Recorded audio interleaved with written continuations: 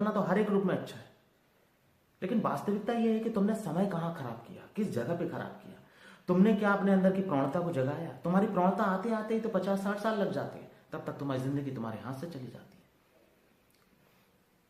जो इंसान प्रौढ़ है वो अगर 15 और 20 साल की उम्र में प्रौढ़ता आ जाए तो उसके अंदर इतनी अथाह ऊर्जा है, उसकी जवानी की, उसकी युवा होने की ऊर्जा है।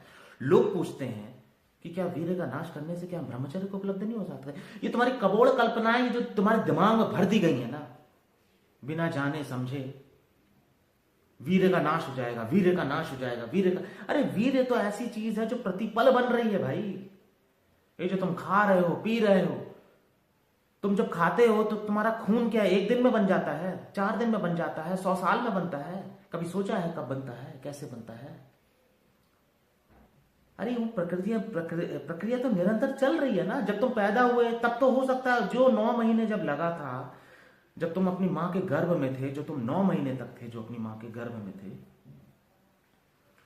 तो उस समय तुम्हारे शरीर का विकास हो रहा था 9 महीने। उससे तुम्हारी अस्थि, मज्जा, तुम्हारी रक्त शोधी, तुम्हारी रक्त नलिकाएं और तुम्हारे अंदर की आर्टरीज, वेन्स, तुम्हारे शरीर का एक एक तत्व, आंखें, सर, हाथ, पैर, बाल, सब चीजें बन रही थी। और पैदा होने के बाद भी 5 साल तक रिपेयरिंग ही चल रही थी। 7 साल लगे थे तुम्हें।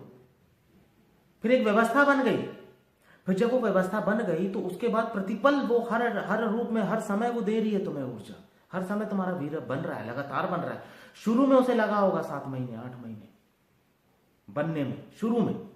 लेकिन तुमने देखा है जब एक बार जब प्रोसेस, तुमने क्या देखा, तुम्हें एक चिप्स की कंपनी बनानी है, तुम्हें लेस के पैकेट बनाने हैं, या किसी भी तरह की कोई कंपनी या कुछ ऐसी चीजें तुम्हें बनानी है।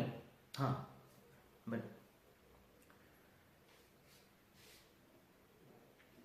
तो जब तुम उस चिप्स की कंपनी बनाते हो तो पहले तुम्हें मशीन का निर्धारण करना पड़ता है, बनाना पड़ता है, तो थोड़ा समय लगता है।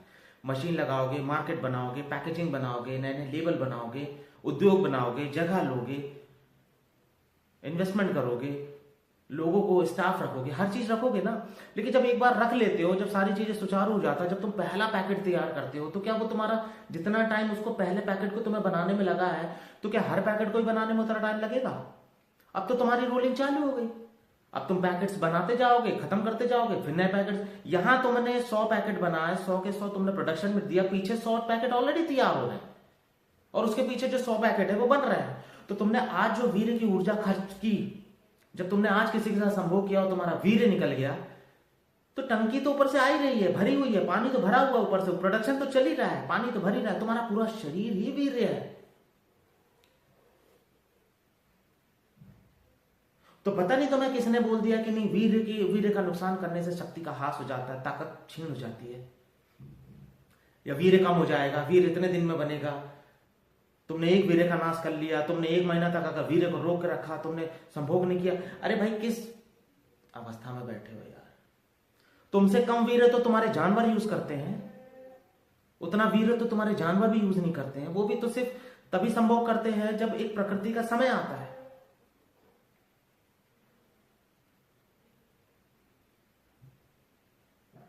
लेकिन वो हमेशा यूज नहीं करते वीर्य का। लेकिन फिर भी उनके अंदर तो कोई कुंडली जागृत नहीं हो जाती। एक तो तुम्हारी कुंडलियों को सीधा सीधा सीधा तुम्हारे वीर्य से जोड़ दिया गया कि नहीं, तुमने वीर्य अगर क्षय किया है तो तुम नहीं, ऐसा नहीं है।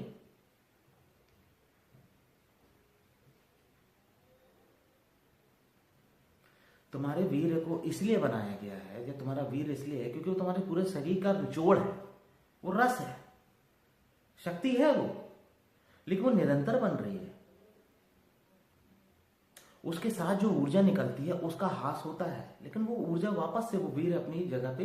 वीर्य क्या है? वीर्य तो सिर्फ एक तत्व है। उसके अंदर वास्तविकता में उसके अंदर एक कण है, उसके अंदर ताकत है, उसके अंदर एक मैग्नेट है जिस ऊर्जा को लेके वो स्पंदित होकर निकलता है। तुमने देखा है जब तुम्हारा वीर्य निकल जाता है तो कुछ क्षण के लिए तुम्हारी सारी भोग विलास खत्म हो जाती है, थोड़ी देर मरणासन जैसे पड़ जाते हो। मरणासन इसलिए नहीं पड़े क्योंकि वीर्य निकल गया है।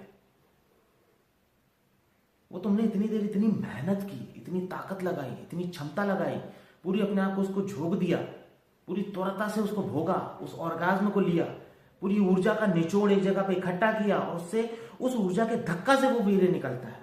तो जो उस धक्का देने वाली जो ऊर्जा होती है, उस ऊर्जा के निकलने से तुम एकदम से शांत पड़ जाते हो, थके हुए से हो जाते हो, गिर जाते हो। वो भी यदि तुमने संभोग सिर्फ और सिर्फ संभोग की तरह किया हो, यदि उस संभोग में तुमने पूरी तरह से फोर प्ले किया है, पूरी तरह से उसे जिया है, अपनी पत्नी अपनी साथी के साथ तुमने इतनी इस कदर से प्रेम पूर्ण वो संभोग किया है, तो मैं तुम्हें लिख के देता हूं कि वीर्य का क्षय होने पे या संभोग करने के बाद भी तुम्हें कमजोरी नहीं मिलेगी, ताकत का ही एहसास होगा। क्योंकि क्या होता है, जब तुम फोर प्ले करते हो, जब तुम किसी के साथ पूरी रति के साथ उसका मर्दन करते हो, चुंबन करते हो, उसके एक एक हिस्से को चूमते हो, सहेजते हो, उसके साथ पूरा जो तुम्हारा संभोग का कृत्य होता है वो एकदम कामसूत्र की तरह होने लगता है, उसको पूरा समय देते हो, तो मेंटली फ्री होते हो, रिलैक्स होते हो, और उस वक्त करते हो जिस वक्त तुम्हारे अंदर उस संभोग की इच्छा पैदा हुई है, तब करते हो। सिर्फ तनाव को दूर करने के लिए नहीं करते हो, सिर्फ संभोग के लिए संभोग को करते हो। उस समय तुम्हारे अंदर से वो उस प्रतिध्वनि की आई है कि हाँ आज करना है, आज कर रहे हैं। संभोग को सोच के संभोग नहीं कर रहे हो, संभोग की तो अवस्था सिर्फ घटा रहे हो।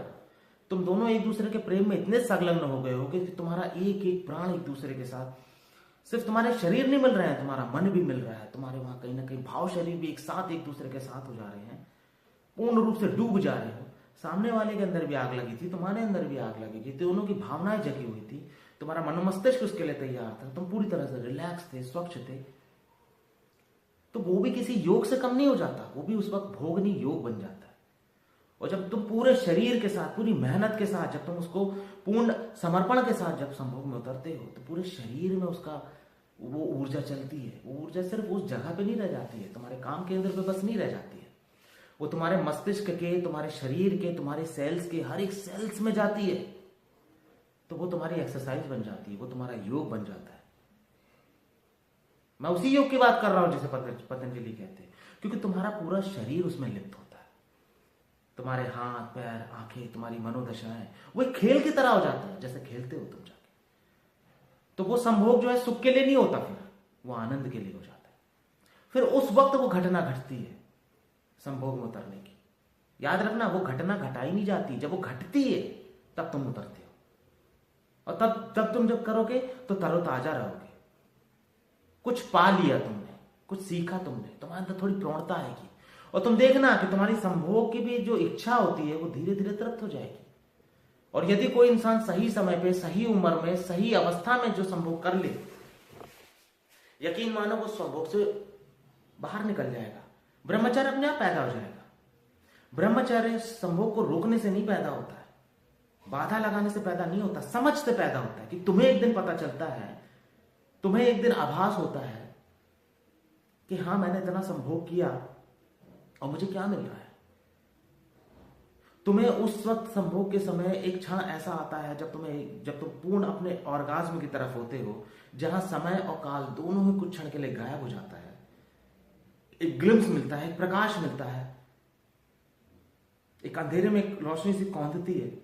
तब तुम्हें एहसास होता है कि यही जो एक क्षण मुझे मिला है, ये क्या मुझे 24 घंटे मिल सकता है? क्या मैं 24 घंटे इस अवस्था में रह सकता हूं? क्योंकि वही तुम्हारे समाधि का क्षण होता है, वही तुम्हारे ध्यान की गहराई का क्षण होता है। ध्यान की गहराई में भी तुम ठीक उसी क्षण को प्राप्त करते हो।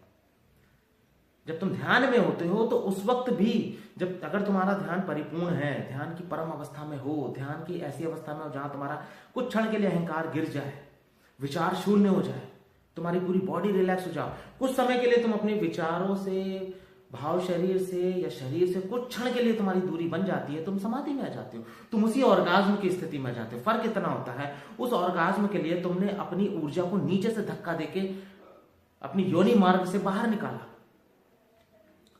लेकिन ध्यान की अवस्था में वो ऊर्जा ऊपर उठ के तुम्हारे सहस्त्रार पे घूमने लगती है, तुम्हारे हृदय में घूमने लगती है, तुम्हारे मणिपुर में घूमने लगती है, तुम्हारे स्वादिष्ठान में घूमने लगती है। वो निकलती नहीं है, वो वहीं के वहीं घूमने लगती है। अब ये समझना थोड़ा सा इसके वैज्ञानिक तत्व को, जब ऊर्जा जो है किसी केंद्र से जब सघन रूप से निकल रही है, वही मैं तुम्हारे योनि मार्ग की बात कर रहा हूं, तुम्हारे काम केंद्र की बात कर रहा हूं, तुम्हारे लिंग की बात कर रहा हूं मैं, जब वहां से निकलती है ऊर्जा तो इतने घर्षण में निकलती है, इतना मैग्नेटिज्म वहां पैदा होता है। क्यों? क्योंकि उसे धक्का देना होता है वीर्य को।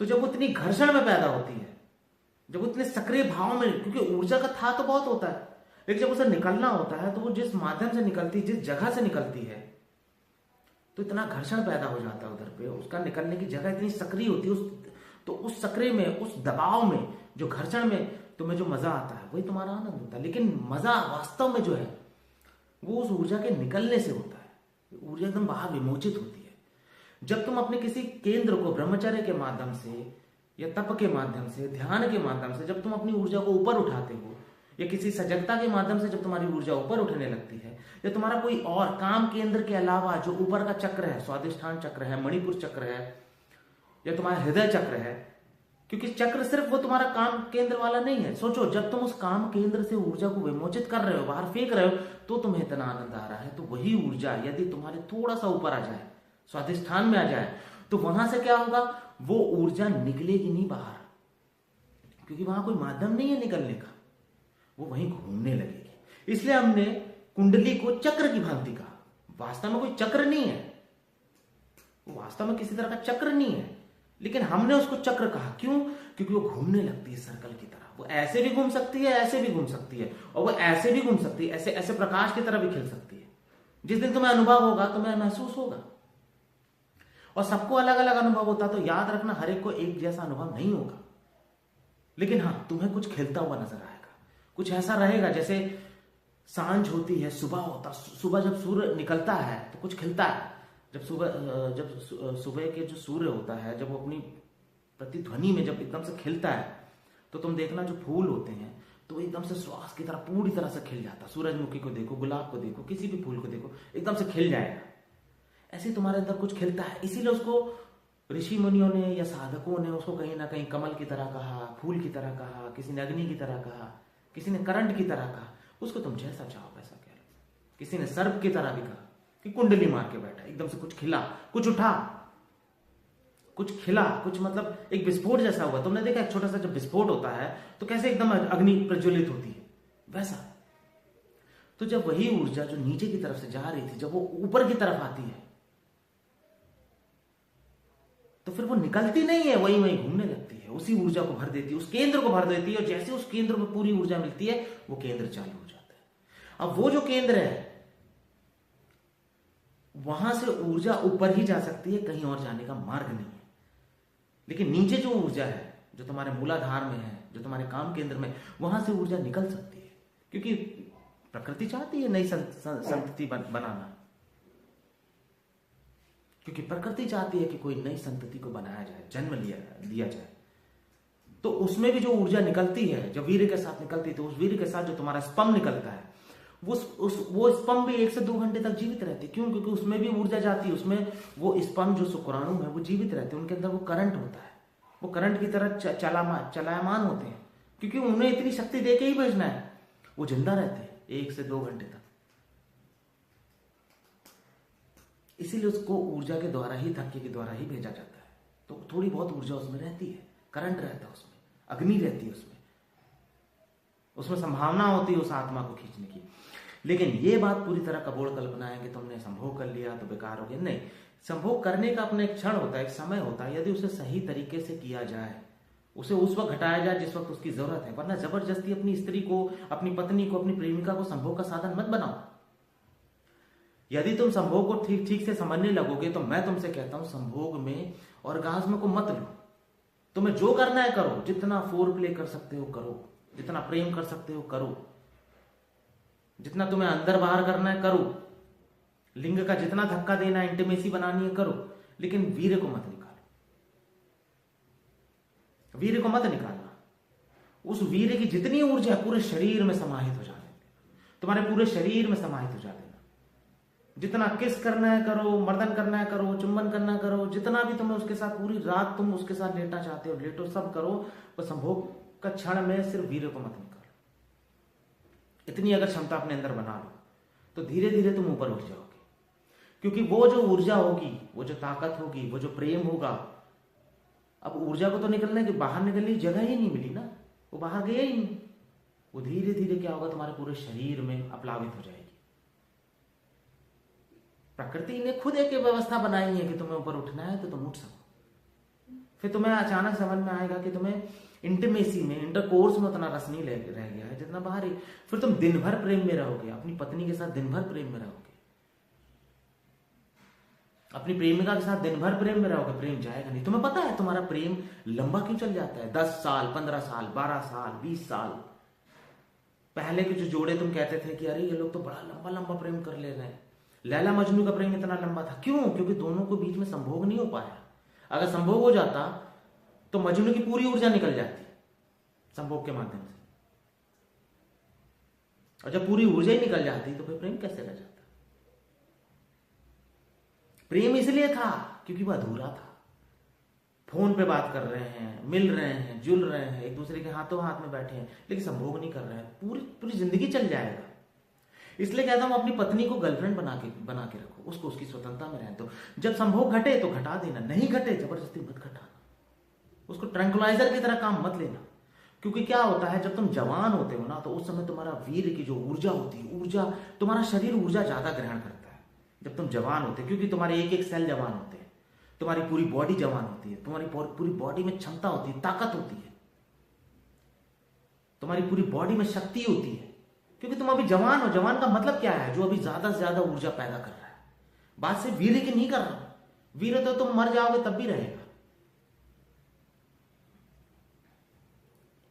लेकिन यदि कोई इंसान इस जवानी का प्रयोग करता है, क्योंकि जवान